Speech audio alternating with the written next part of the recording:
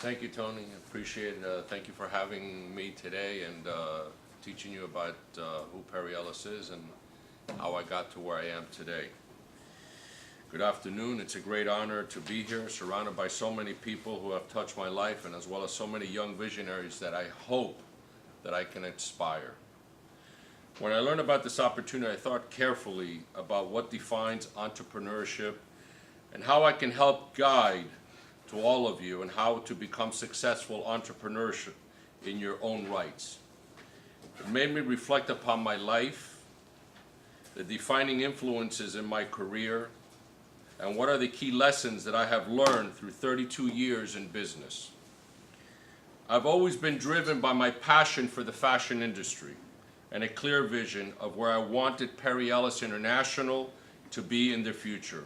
Who would have thought that my first trip in Asia in 1973, at the age of 13, would have been the spark which originated my understanding of this industry. I realize, looking back, that you never know where that inspiration made life for you. Any moment of any day, any experience, anywhere, can be the catalyst to the greatness if you just keep your eyes and ears open and your fingers on the pulse of the market. That trip, followed by many others, taught me so much about the industry and the need for us to diversify our sourcing and product base in order to succeed. I recognized that there were growing into a global economy and companies that were not embracing that change on an international scale would be left behind. I made it a point to learn about as many cultures as possible, taking that experience and molding it into actionable business differentiators. This is something that I cannot emphasize enough to all of you. Study as much as you can, yes, but get out there and see the world and what it has to offer, because your competition is no longer that mom and pop shop down the street. It is every business owner on the planet, every .com on the World Wide Web, and every single idea that pops up into existence. You want to be the first to see and recognize these opportunities. And when they present themselves, be a global leader, not a local follower, and you will be the one on the path to greatness. I formally started my career at Perry Ellis, at that time Supreme International, in 1980. While I was still in school, I focused my attention on merchandising, sourcing, and sales. By staying hands-on, I was able to understand customer needs from product, brand, and pricing standpoint. At that time, we were only able to offer non-branded fashion product. Brands were one of the strategic advantage we didn't have, but critically needed. And why are brands important? I'm sure you all have heard the great Shakespeare line, "A rose by any other name would smell as sweet." Well, for businesses, that's not quite the case. Having a recognizable brand is everything when it comes to global sales opportunity and licensing extensions. A recognizable brand is everything when it comes to global sales and opportunity and licensing extensions. Brands speak out to the emotions of the consumer. Anyone can create a suit or a shirt or a pair of slacks, but only brand names can deliver quality and loyalty in the marketplace. This is where we need to stand out. We launched several in-house brands, but what drove their success was purely great product. Just because you have a great brand, if your product doesn't perform, you will not succeed. Quality at a great price is the name of the game. In 1993, we went public, and in 1996, we acquired our first external brand, Mungsingwear and Original Penguin. This was the beginning of what today is a portfolio of over 35 owned and licensed brands. In 1999, we acquired the Perry Ellis, Manhattan, and John Henry trademarks. which marked a transformation for our company. Symbolized by the adoption of the Perry Ellis as our namesake, we gained a diverse and more fashion-forward customer base and a true understanding of how to manage and market designer brands. Owning well-known brands allowed us to build a domestic and international licensed business, which today includes 120 licenses in over 50 countries for brands such as Perry Ellis, Original Penguin, Jansen, Laundry, and Cubavera, just to name a few. These licensing deals allows us to extend our product offerings into other categories such as neckties, leather goods, shoes, jewelry, fragrances, and more. We currently employ over 2,500 associates, have 18 offices and distribution centers in the United States, and additionally 16 offices overseas. Our brands now span to virtually every continent in every single category. Our corporate culture remains very family-oriented. My father still works every day harder than most of us and is always looking for the next big opportunity. My sister is our corporate treasurer and heads our human resource department, personally acquiring the best talent our industry has to offer. We eat lunch together, which helps us stay on the same page. We pride ourselves on our company's distinct culture and feel that it's one of the reasons for our success and our high standards of ethics amongst our associates. But, and listen carefully, future business leaders, our family tree doesn't stop there. Each and every other associate is like family to us. We work diligently to create an environment where they feel comfortable coming up to us personally, sharing their thoughts and ideas. From the youngest intern to the highest division president, we take pride in building love, passion, and loyalty to our company, which allows us to retain great people. This is one of the most important aspects of building a successful corporation, and I cannot stress enough, your people are your greatest assets. This leads me to our vision for the future of the company. I see it growing from $1 billion to $5 billion in sales in a very few short years. How do I have the confidence that we can do that? Because we are planning now, building the foundation for this substantial growth today. We are broadening our talent for the external forces, hiring strong group presidents with profound industry experience and reaching out internationally. Further, we have ever accomplished before. We are researching these global markets, knowing them inside and out, extending the proper brands to meet the demand of these valuable untapped consumers. When you run a multi-million-dollar corporation, you cannot become complacent or comfortable with your current success. You must always innovate, find new ways to continue to grow. Today our company is public, trading on the NASDAQ exchange as PERY. What that does mean for us, it means we are not only responsible to ourselves, our consumers, and our associates, but also to our stakeholders, our shareholders, and our bondholders. These investors are our bread and butter. They are the ones that believe in our ability to take a successful business model and evolve it into a flourishing mega corporation. They are loyal to you, and therefore you must remain loyal to them. Consider them just one more extension of your growing business family, the ones you really want to make proud of you. Reflecting on some of the key ingredients of entrepreneurial success, my advice to you is the following. Again, surround yourself with strong people. Not only smart, but common sense. I spend a lot of my time personally interviewing potential candidates. Know your customers better than your competitor. Our continuous involvement in better systems allow us to analyze our customer relationships by door, product, size, and color. Very few of our competitors have these capabilities. Without great product, you will go nowhere. We are constantly investing in R&D to drive this component of our business.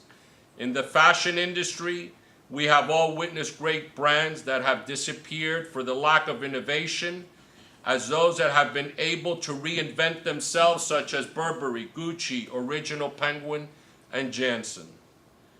I must emphasize that no vision, especially no strategy, is worth anything without the effective execution. This is something that has been ingrained in us and now forms part of our DNA. I am talking about commitment to excellence. I once read a quote by Mario Andretti, the Formula One driver, who said, "Desire is the key to motivation, but it is the determination and commitment to unrelenting pursuit of your goal, a commitment to excellence that will enable you to attain success you seek." I honestly believe that this summarizes the way as I as an individual and Perry Ellis as a company have succeeded by combining the value of hard work, passion, and creativity with a clear vision, complemented by an in-depth understanding of your business and our customers. Finally, I cannot talk about my career without recognizing my father, George. I have been fortunate to find both a mentor and a best friend in him. Since I remember from as long as I will live, my dad has always been and will be my hero. No matter how hard I could have worked, no matter how much passion I might have had for fashion, no matter how clear my vision is, I wouldn't be here where I am if I hadn't been for my father's example, counsel, and guidance. Not only had my father been an inspiration as an outstanding entrepreneurial and phenomenal business acumen and an extraordinary intelligence, but he is also a great leader who has been fair to his associates and business partners, who has been a teacher not only to me and my sister, but to anyone who has been willing to approach him, who has given back to the community generously, and with no other agenda than making the world a better place. While it's true that not everyone is blessed with a father like mine, it is possible to learn from the wisdom of previous generation and to remain on the lookout for your true mentor. No man or woman is an island, and the path of your career will twist and turn unforeseeably. Find a mentor that can only recognize your vision, drive, and passion, but can help you shape your character. Listen to them, follow their advice, and heed their guidance. Never be afraid to ask them questions. They are wise, they are experienced, and they are successful with their invaluable insight. They are the key to unlocking your future.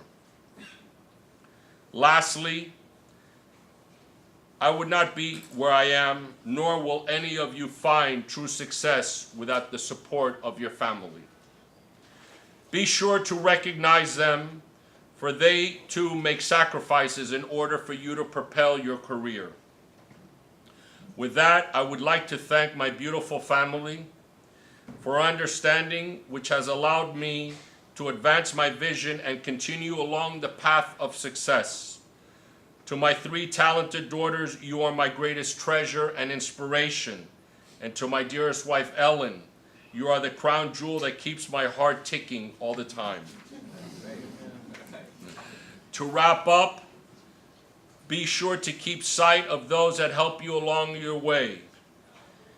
For your mentors, to your family, to your colleagues, and recognize them for their contribution, big or small. Stay kind, considerate, and caring.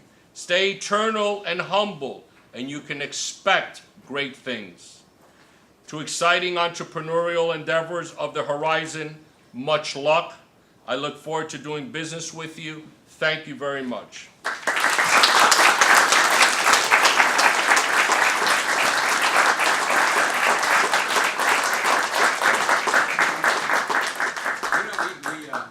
Thank you very much. I mean, this is the kind of inspirational leadership that our students need, and you know, you can do it too, all of us here.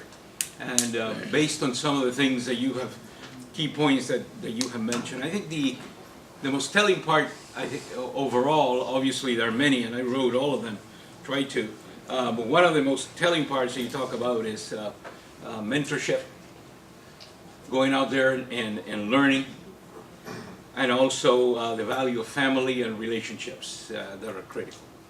And this kind of the same value system that we try to instill here in St. Thomas University. You know, the ethics, business leadership, which can be taught, but also you need to develop the personal attitudes in order to succeed.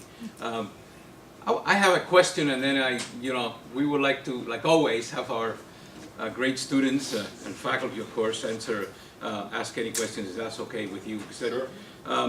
My first question is, I go way back to, I remember when George Feldenkreis, and I was at Southeast Bank back then in the early 80s, and he was a visionary looking at the global marketplace in Latin America. We used to think Latin America was a basket case, you know, all kinds of problems in Latin America, but you were not. I mean, you and your father and your leadership of your family.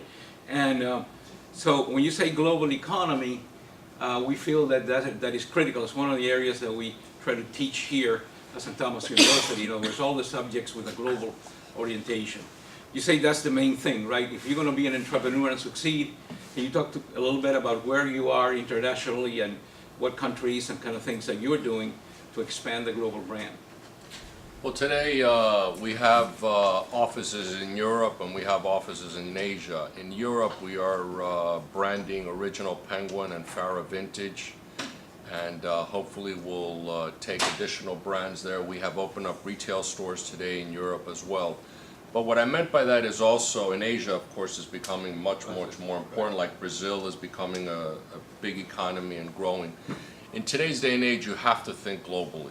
If we think only the United States, your business is going to get to a certain point in time that's going to become mature, and you're not going to be able to grow that business, because we have always, you know, after this market grows for us, like we have many businesses currently today, that they get to a certain point in time and they have no more outlets where to go to. So the only time you get to grow is if retailers are opening up more space. Unfortunately, I don't see that much growth in the United States that much anymore, because there's not that many shopping centers that are being grown. So your growth is really coming from outlet stores. Your growth is coming from the web, and the web today is the ability, gives a brand the ability to touch everybody across the world, the global. And that's how we look at going globally and looking for business partners in Asia as well as Brazil, and even growing in other parts of the world. So you see social media and the web and all the other Yes. things to be critical, and this is. Well, it's how you talk to that consumer as well. It's very, very important. You can't only think of domestically anymore. Right. The web has opened up the world for us. Questions now. I'll open it to questions. Thank you very much. What some ideas? Yes, sir. Mr. Feldenkreis, thank you for coming today. Where did the name Perry Ellis originate from? Perry Ellis was a designer who was a big designer back in the 80s, and he passed away from AIDS. He was one of the very few designers, one of the very first designers, excuse me, that passed away from AIDS. We acquired his brand from his trust. He had a daughter, and we paid for the brand $77 million back in 1999. And that's how we changed the name of the company. In '93, we were known as Supreme Internationally here globally, and we changed the name of the company to Perry Ellis. And he was a living designer. As you look at most designers today, what do you call this? Tom Ford was a designer for Perry Ellis. Marc Jacobs was a designer for Perry Ellis. What's his name?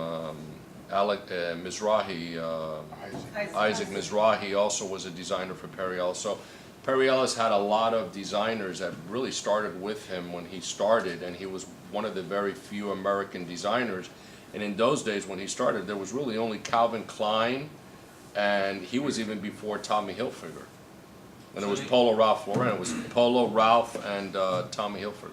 So the name Perry Ellis, when you go international, it's known as Perry Ellis, there's not another name. There is not another name. It's Perry Ellis, and that's what that's the product goes under that brand today. Our product is distributed in Macy's and Dillard's. Currently today, we just signed a new collaboration with Ducky Brown, which are famous designers that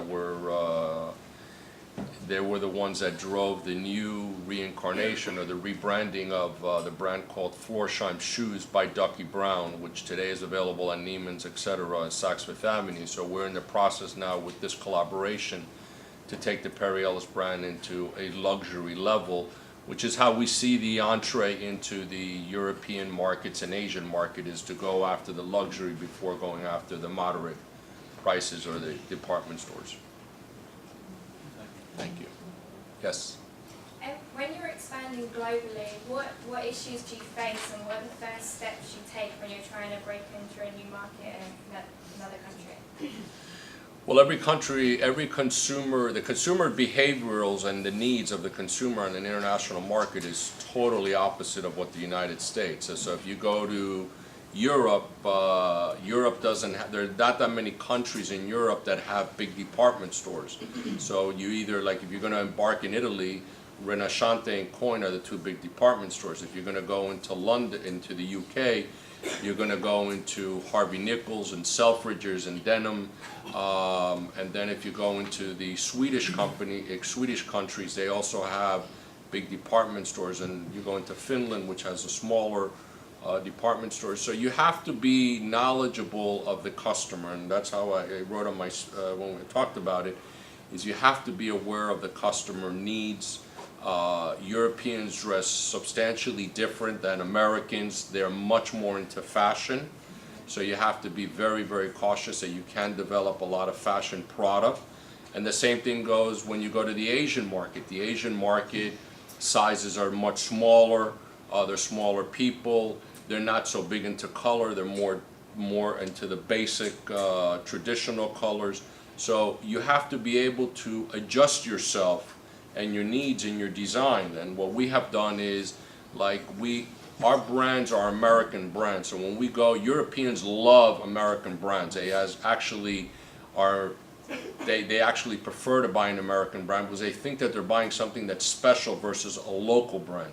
So by doing this creates some type of connection between our brands and that consumer. So you have to, it's really being able to develop product on the geographical needs and the consumer behaviors is very important. So when you start by going into like a department store, and then you start expanding and open your own stores like within the malls and stuff like that. So that's how you'd... Yeah, we would, when we went into London the first go around, we went first into the department stores first, and then we started building up specialty stores, the mom and papa stores, because London still has a big mom and papa store business, unlike the United States. So you're able to flourish that business. And then what we did is we started opening up our own retail stores in areas that have high traffic, like Covent Gardens, which is a high traffic, which is like what you would consider here like South Beach, and that's why we went to Covent Gardens. So we would basically, that's how our plan of our attack.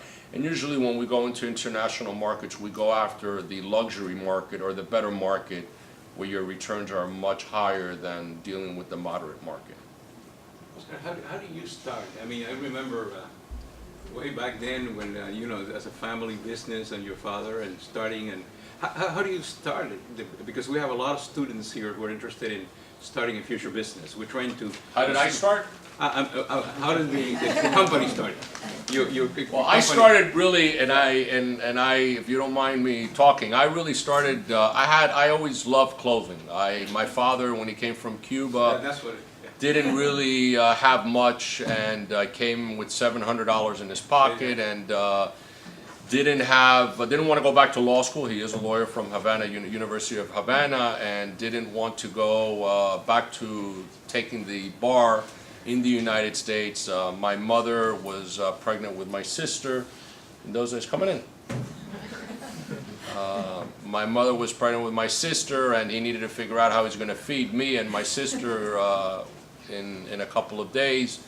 So I went to, as I was going through high school and junior high school and elementary, I always loved to, I just had a passion for clothing, and I always loved clothing, and I worked in retail stores when I was in the summer. Most of my friends went to camp. I decided to stay home and work. I had loved to work in retail stores, and in those days there was no computers. So the only way that you knew what you had in inventory was basically to count your stock every single day. And that's what I used to do. And I used to work for a guy here in Coral Gables, and he used to have a store in 163rd Street when I used to go to North Miami Beach Senior High School. And he used to take all the inventory that he had on his tables and he used to throw it on the floor. And he used to tell me, "Come here, Oscar, go buy me breakfast. Here's $1. Whatever's left over, you can buy yourself anything you want." Of course, there was nothing left over.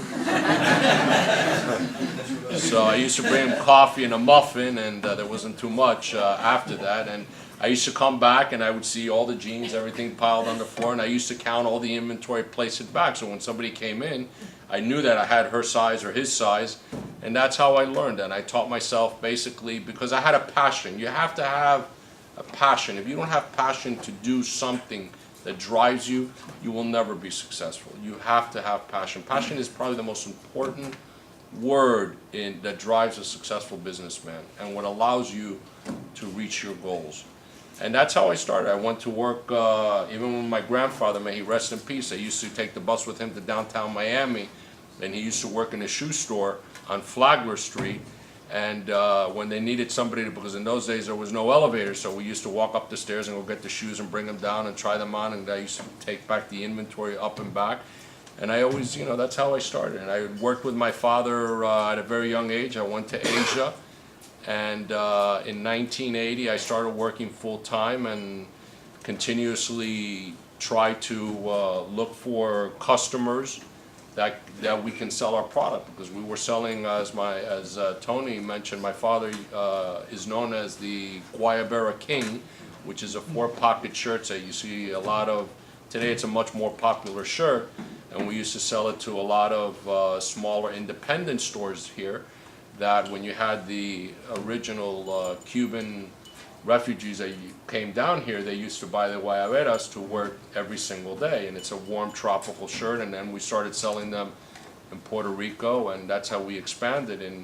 And as I mentioned to you about, I gave you an example about customers. Well, Kmart, which was growing in those days before there was even Walmart, they opened up 13 stores in Puerto Rico, and they needed to figure out how they're going to talk to this Hispanic population. So we started a relationship with Kmart on selling them guayaberas to their local stores here in Miami and in Puerto Rico, and it grew into a big business. And then in 1993, which is one of the main reasons why we went public, because we were fully collateralized coming here with nothing, and we had nothing else to collateralize. The family was collateralized, the children were collateralized. And I went to my father, who I always worked on the sales and product side, and I got an $8 million order from Kmart.